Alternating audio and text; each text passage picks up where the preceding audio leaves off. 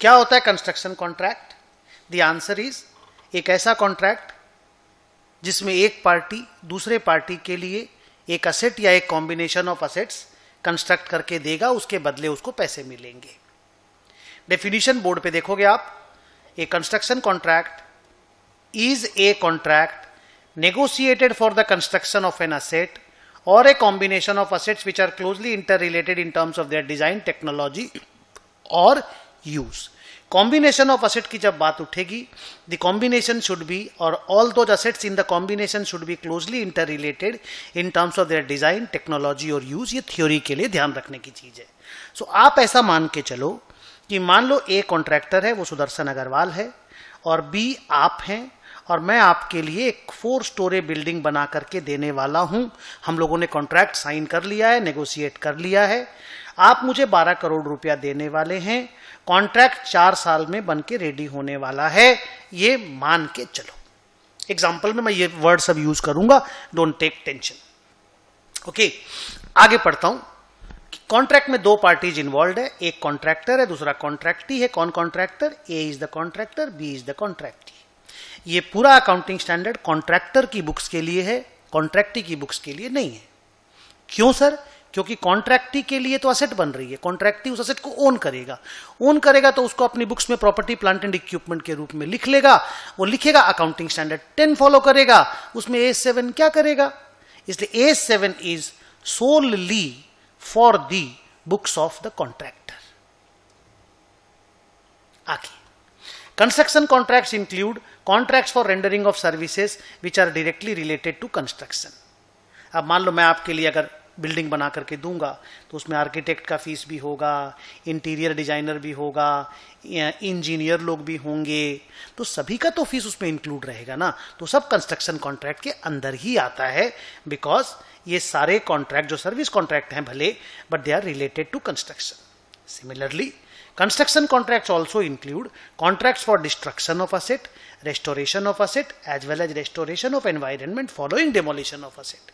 क्या मतलब हुआ कि अगर मान लो एक पुरानी बिल्डिंग कहीं पे बनी हुई है, आपकी है, अब आप उसको डिमोलिश करा करके वहां पे एक मॉल बनाना चाहते हैं, तो मेरे को डिमोलिश करना पड़ेगा, डिस्ट्रक्शन, फिर उसके बाद मेरे को एनवायरनमेंट को रिस्टोर करना पड़ेगा, और फिर मेरे को रिस्टोरेशन ऑफ एनवायरनमेंट, और फिर मेरे को एक मॉल बना करके देना पड़ेगा। तो सब एक सिंगल कंस्ट्रक्शन कॉन्ट्रैक्ट के अंदर में ही आता है। ओके, तो कंस्ट्रक्शन कॉन्ट्रैक्ट का जब बात उठता है तो ये जो 1 नंबर पैरा में मैंने जितनी बातें लिखी हैं, आपको एग्जाम में वो सब लिखना पड़ेगा। Now we are going to paragraph number 2। क्या बोलता है ये कि from pricing point of view there are 2 types of contract. One is fixed price contract, another is cost plus contract.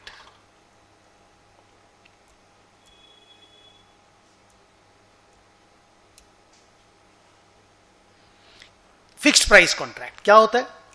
The price agreed to be paid by to the contractor is fixed. जैसे मैंने आपके साथ contract किया, 12 करोड़ रुपया आप मेरे को देंगे। These contracts normally include escalation clauses. Very interesting, सुनिएगा। अब मान लो आप मेरे को बोले 12 करोड़ रुपया देंगे, तो वो तो करेंट प्राइसेस पे डिपेंडेंट है। ईटा बिल्डिंग बनेगी तो ईटा लगेगा, सीमेंट, बालू, स्टील सब लगेगा, तो वो तो करंट प्राइसेस पे 12 करोड़ रुपया। मान लो 4 साल में ईटा, सीमेंट, बालू वगैरह का दाम बढ़ गया, तो मेरे को तो कंपनसेट आपको करना पड़ेगा ना जी, बिल्डिंग तो आपकी है। तो उसके लिए एस्केलेशन क्लॉज हर कॉन्ट्रैक्ट में रहता है। उसके जो इम्पैक्ट पड़ता है वो कॉन्ट्रैक्ट प्राइस पे पड़ता है, और अगर इम्पैक्ट ऐसा पड़ा कि चीजों के दाम बढ़े और मेरे को 3 करोड़ रुपया आप एक्स्ट्रा देंगे, तो इस 3 करोड़ रुपया को प्राइस वेरिएशन के रूप में बोला जाता है। As per accounting standard 7, the impact of escalation clause on the contract price is called price variation. अब ये प्राइस वेरिएशन कॉन्ट्रैक्ट प्राइस में इंक्लूड हो जाएगा, 15 करोड़ हो जाएगा कॉन्ट्रैक्ट प्राइस। लेकिन ये सिर्फ तभी होगा जब ये 3 करोड़ रुपया के लिए आपका मेरे को अप्रूवल आ जाएगा और हमको रीजनेबल इस बात का भरोसा हो जाएगा कि भाई हमको आप ये पैसा दे देंगे, तभी हम इसको 3 करोड़ को अपने बुक्स में as contract price, as income लिख पाएंगे। नहीं तो हम तब तक वेट करेंगे जब तक आपका अप्रूवल नहीं आता और मेरे को भरोसा नहीं होता कि ये पैसा मुझे मिल जाएगा। सर कॉस्ट प्लस कॉन्ट्रैक्ट क्या होते हैं बच्चों? कॉस्ट प्लस कॉन्ट्रैक्ट ऐसा कॉन्ट्रैक्ट, देखो मैं लिखता हूं, in this type of contract the contractor is reimbursed for the cost plus a percentage of this cost oblique a fixed फी।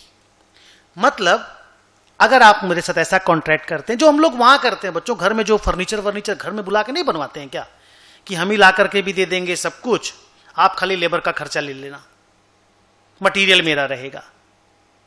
तो वैसे करके नहीं था, कॉस्ट इनकर्ड प्लस समथिंग। तो बोल देता हमको 2 लाख रुपए चाहिए, हमको 5 लाख रुपए चाहिए। अब जैसे मैंने अपने घर में सब वो बनवाया, कलर वलर सब कुछ करवाया, तो हम उसको फिक्स प्राइस में बोल दिया भाई आप 2 लाख रुपए मेरे से ले लेना। लेकिन मैं उसको बोलता सब कुछ ला करके मैं दूंगा, आप खाली अपना चार्ज बताओ, तो बोल देता प्लस 40,000 रुपए हम लेंगे। तो that is called cost plus 40,000। सारा खर्चा जो लगेगा वो रिइंबर्स कर देंगे, प्लस 40,000 रुपया खाली उसका फीस है। तो जो खर्चा लगेगा, मान लो वो 1 लाख है, तो ये हो गया कॉस्ट, और प्लस जो 40,000 है वो हो गया फीस।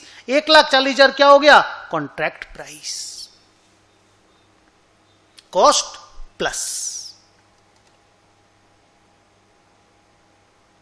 तो 2 ही तरीके के कॉन्ट्रैक्ट्स होते हैं from pricing point of view, fixed price contract and cost plus contract. Exam में ज्यादा फिक्स्ड प्राइस कॉन्ट्रैक्ट आता है।